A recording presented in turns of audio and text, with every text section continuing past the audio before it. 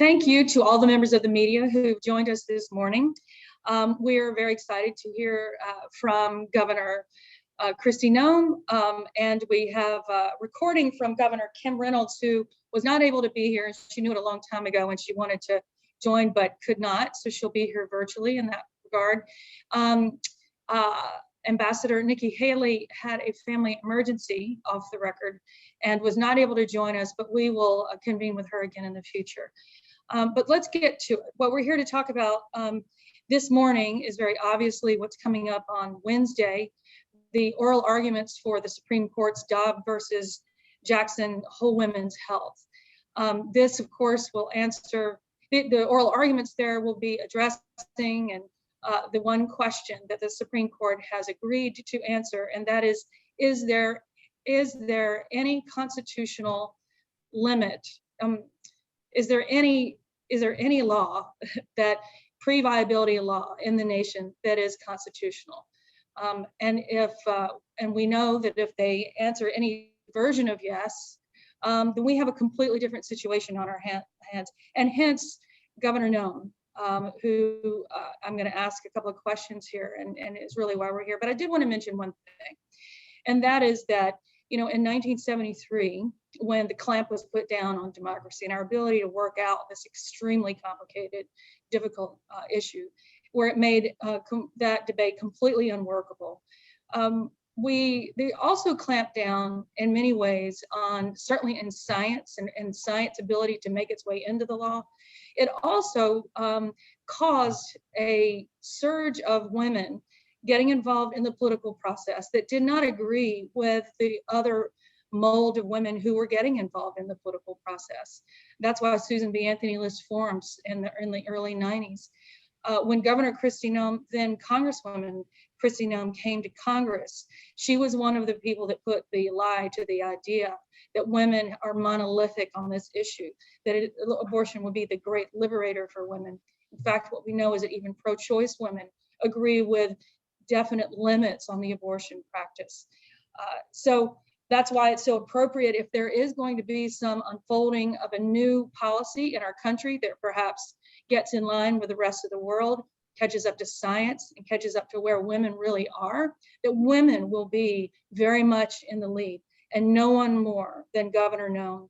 I was so proud to be with her as she signed into law in South Dakota the Non-Discrimination Abortion Act. That's the generic term that has been passing all across the country. And one of the reasons that the court has felt the incredible pressure, due pressure, to readdress Roe versus Wade in this Dobbs decision. So let's go to you, Governor. Thank you for being with us here this morning. I wanted to just ask you, just very generally first, from your perspective, what is so significant about this case for our movement and for women? Well, thank you, Marjorie, and thank you so much for inviting me to be a part of this important event today. And later this week, what the Supreme Court is doing by hearing the oral arguments in the Dobbs case, it is perhaps the most important oral argument that we will have in decades. And we're hopeful that this case is going to spell out the end of Roe v. Wade. And somebody has to be speaking up for these children, especially for the unborn, their innocent lives, and that's what all of us is called to do. And it's not just enough to talk about it and to draw attention to it. We actually have to do something too. We actually have to go out and take actions that defend lives and save lives. And you know me and you know my history working on pro-life legislation from the time I was in the legislature to being in Congress, now as governor. And why, when I ran for governor, and my very first act was to create a position in my office that was defined as an unborn child advocate, someone in my office that would spend every day looking for pieces of legislation to pass that we could work to build momentum to defend life, that we would look for regulations that we could enact as a state that would protect life, and then also to do things like joining this brief on this important case that's coming before the Supreme Court this week as well. We have to continue to weigh in on all of these different issues, and that's a lot to accomplish. Just this last legislative session, we did 8 different pieces of pro-life legislation brought through our legislature. And working with you and the Susan B. Anthony list was incredibly important for us. I joined a brief on this case specifically to push back on the narrative that a woman can't be successful if she has children. And I think that what you've done by bringing together Kim Reynolds and Ambassador Haley here has proven that there are strong women out there leading, that are parents, that are mothers, and that false narrative that the left has tried to sell to this country is extremely wrong, and it's a lie that has crippled so much of our potential for success and blessings in the United States of America. So I'm a big believer that weighing in on this brief will not only undermine Casey, which was the assumption that was made in that court case, but also that it'll build momentum to end Roe v. Wade and make sure that this country finally stands for life. I was born just a year before Roe v. Wade went into place, and so I don't know really much of anything except a country that has had this unjust situation on our books. And I'm so excited that I'll be around to watch that finally be torn out of our history books, and that we will now be a nation proud of our mothers, proud of our babies, and proud of our future. You're leading in South Dakota, but you're also leading in the nation and leading women who have had this sometimes closeted view, and were made to feel that they were unpopular among women at times. But as it turns out, it has become the dominant view that most abortions are unacceptable to most women. In fact, the Susan B. Anthony list had our brief to the court. We were joined by 79 pro-life women lawmakers from across 45 states. So you're in beautiful company. And I think as we look to the future, after June or July, when this case is handed down, we'll be looking to you and, of course, our brothers who agree with us, and locking arms and making a difference in the world, and bringing and catching us up to the rest of the world at a minimum, but doing the best that is authentically American and affirming of our constitutional and founding documents, what's rooted in them. What I'd love to, we have a very brief video from Governor Kim Reynolds that echoes some of the things that you've talked about, but is uniquely her as well. So Prudence over here is gonna put that up here. And then I'll ask you something about what she has to say. You bet.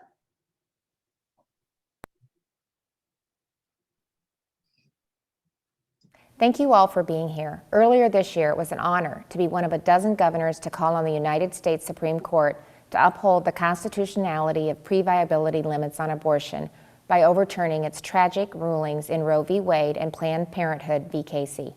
For years, democratically elected representatives in our states have tried to defend innocent human life in the womb, only to be prevented by these incoherent decisions. By disregarding state sovereignty, Roe and Casey have killed millions of unborn children. On December 1st, the court will hear oral arguments in the Dobbs case, its best opportunity yet to undo its fatal mistake. The question in the case is simple, yet it lies at the heart of the American experiment. Does the United States Constitution require states to withhold legal protection from an entire class of defenseless human beings? According to any straightforward reading of the Constitution, the answer to that question has always been a resounding no. Decades after Roe and Casey denied this obvious conclusion, modern science and technology now give us a remarkable window into the development of children in the womb. At 15 weeks, after which time Mississippi's law prohibits abortion, an unborn baby has a well-formed face and 10 small, unmistakable fingers and toes. She can yawn, suck her thumb, and stretch her tiny little limbs, and she can also feel pain. Roe and Casey rule out even the most basic legal protections for these vulnerable Americans. They place our nation's abortion regime on a global fringe, more in line with China and North Korea than most of Europe.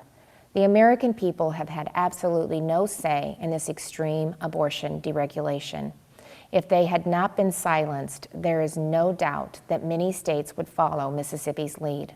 And that's because Americans strongly reject abortion on demand until the moment of birth.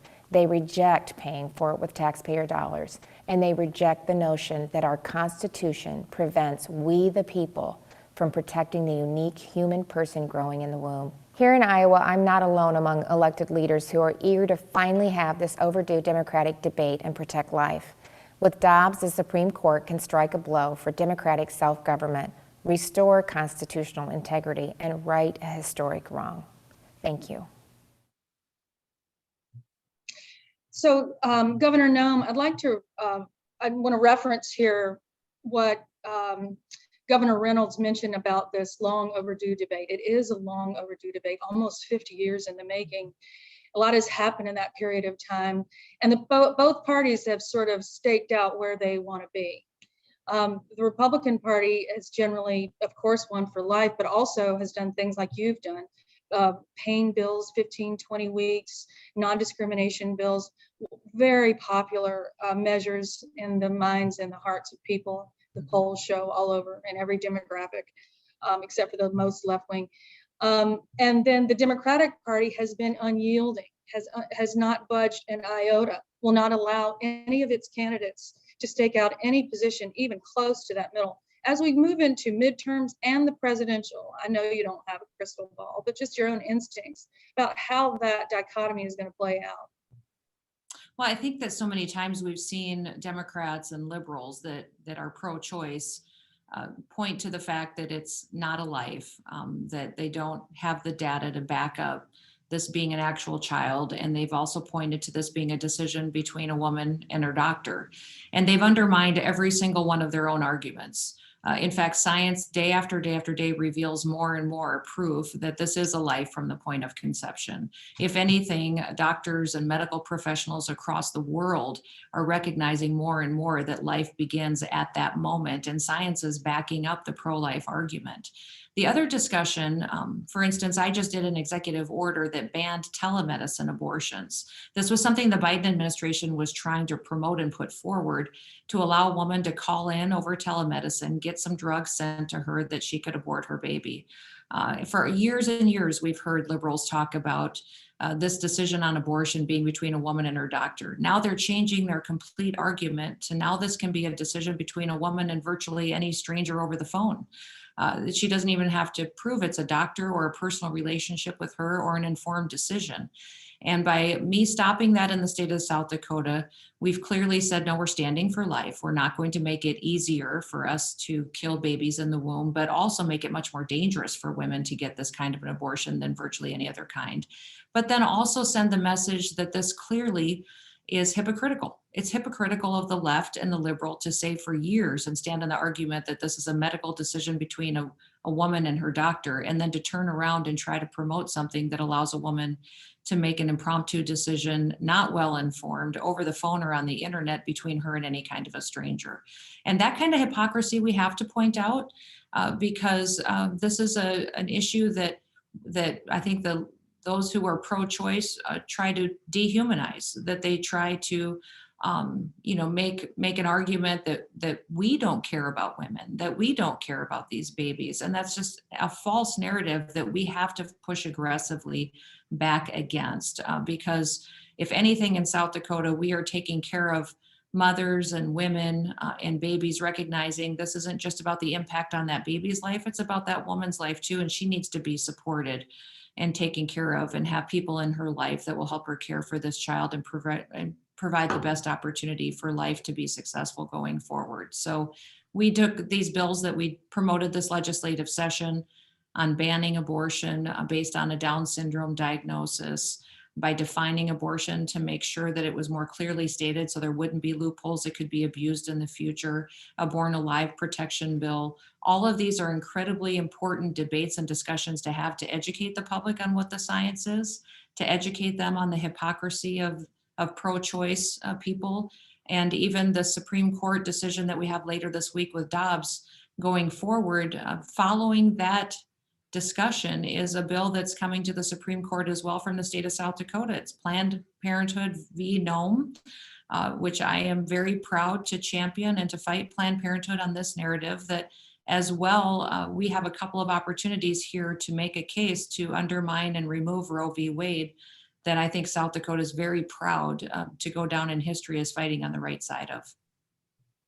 Well, we're very proud of you and very grateful. I think that all the things that you have set forward, including our very strong focus on the needs of women and children that are born, and serving the mothers and their babies, not in the political focus because it's not political work, but has been growing silently into 27 2,700 centers all over the country in almost every community. And that movement is growing and a beautiful thing to see. That movement is so compelling, and the measures that you have pressed are so compelling that we predicted the Susan B. Anthony list, because of our focus on electing women like you, that this will aid our candidates that support for your position.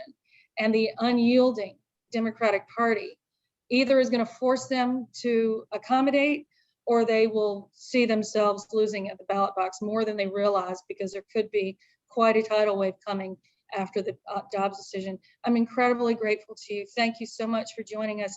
I want to thank all the media again for joining. This has been recorded, and we'll be sending this to you. Also, if you have questions that you would like addressed, please get a hold of Prudence in our office, and she'll be happy to get back to you. Thank you again, Governor Noem, and we look forward to more conversations in the future. Oh, thank you, Marjorie. Thank you for all your work on behalf of Life, and thank you to the Susan B. Anthony Group and all those members. Incredibly important work you do every single day. Thank you.